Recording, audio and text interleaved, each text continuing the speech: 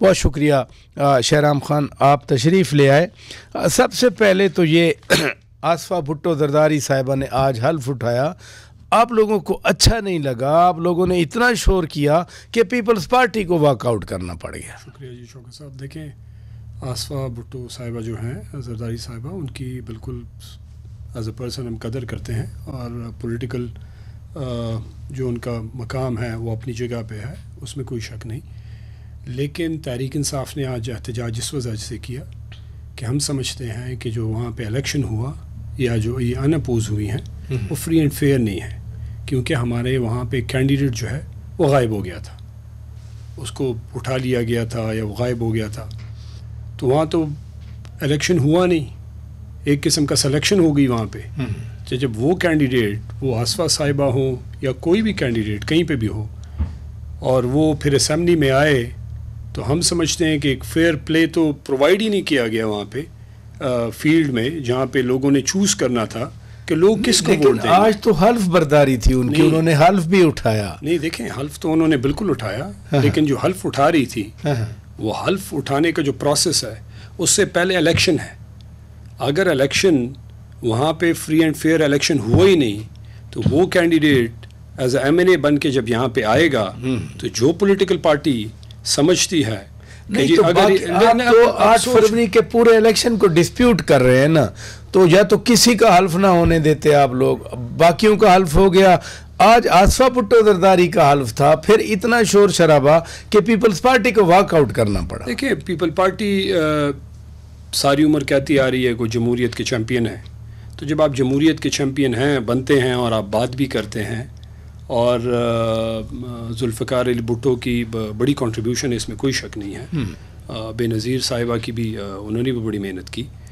लेकिन अभी जो आज का जो प्रोसेस है, एक तो पीपल्स पार्टी जाके फॉर्म 47 वाली के साथ बैठ गई है, तो एक तो ये वो पूरे प्रोसेस को वो डिफेंड कर रही है। देखें, पीपल्स पार्टी ने जिस दिन नून लीग के साथ बैठने का ऐलान किया था, उन्होंने ग्राउंड दिया था कि जी आज चूंकि पीटीआई ने फॉर्मली, आपके बानी चेयरमैन खान साहब ने कहा था कि पीपल्स पार्टी से या नून लीग से इत्तेहाद नहीं होगा, तो फिर आज आप क्यों कह रहे हैं कि पीपल्स पार्टी उधर जाके बैठ गई? वो तो पहले से बैठी हुई थी, मैं तो ये नहीं कह रहा हूँ कि अभी।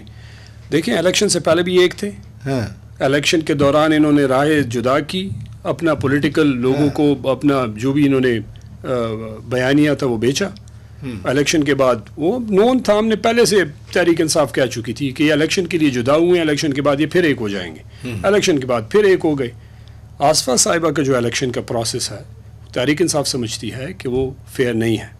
इसी वजह से हमने आज एहतजाज किया। अब इलेक्शन करवाते, वहाँ पे आसफ़ा साहिबा जीतती, वो आती, वो हल्फ उठाती एज ए मेंबर पार्लियामेंट, बिल्कुल ठीक बात है। ये जो बिलावल भुट्टो जरदारी कह रहे हैं, तहरीक आपने शुरू की, पेशीन में जलसा हुआ, चमन की बात आप कर रहे थे, बिलावल साहब कह रहे हैं कि ये पीएनए पार्ट 2 कुछ सियासतदान करना चाह रहे हैं। पीएनए का मैंने बैकग्राउंड नादरीन को बता दिया, लेकिन मैं आपसे इस सवाल का जवाब लूँगा। पहले मैं डॉक्टर नफीसा शाह साहिबा से बात कर लूँ। डॉक्टर साहिबा, अस्सलाम वालेकुम। वालेकुम सलाम। बहुत शुक्रिया, आपने वक्त दिया। आज आसफ़ा भुट्टो जरदारी साहिबा का हल्फ था, लेकिन अपोजिशन ने बड़ी वहाँ शोर शराबा हुआ, आपकी पार्टी को एहतजाज करना पड़ा, वॉकआउट करना पड़ा। शहराम खान तारकाई साहब यहाँ बैठे हैं, आपके कोलीग हैं कौमी असम्बली में, वो कह रहे हैं कि हमारे बंदे को पेपर ही दाखिल नहीं करवाने दिए गए थे, तो आसफ़ा भुट्टो जरदारी साहिबा का इलेक्शन ही जो है हमें कबूल नहीं है एज एमएनए। बहुत शुक्रिया जी। सबसे पहले तो आज मैं आसिफा बीबी को, पूरी पार्टी को, पार्लियामेंट्री पार्टी को मुबारकबाद पेश करूंगी। हमारे लिए एक बाइस फख्र भी है और खुशी का दिन भी है कि हम बीबी का, आसिफा बीबी का नाम जो अवाम ने रखा है वो अब से बेनजीर रखा है, क्योंकि उसमें से वाकई बीबी शहीद का अक्स जो है वो उसके हर जो उसका अदा है उससे वो जाहिर होता है। तो हमारे लिए बहुत खुशी थी और बाइस फख्र का ये आज उनका ओथ लेना। जहाँ तक इनका पीटीआई का रोला जो है वो अब पिछले आप सिर्फ इलेक्शंस में देख लें तो पीटीआई आपको रूरल सिंध के जो पीपल्स पार्टी के स्ट्रॉन्ग होल्ड हल्के हैं वहाँ इनका नामो निशान नहीं था, और उन्होंने जहाँ कहाँ अपने फॉर्म भरे थे।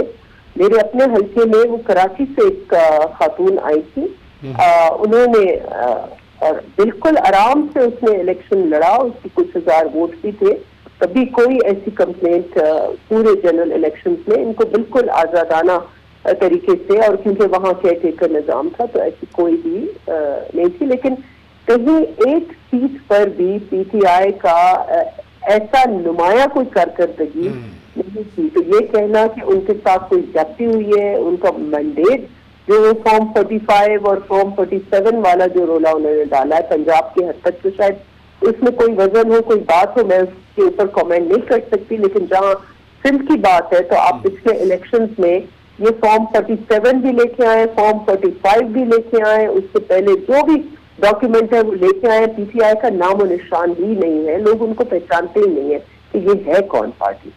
तो अब वहां पर इतना हंगामा आरई करना, इसके ऊपर डिटेल से सईद गनी साहब ने इनके एक एक नुक्ते पर अपना बयान जारी किया, पार्टी ने बयान जारी किया। अब इसको मैं रिपीट करूंगी तो बहुत टाइम होगा।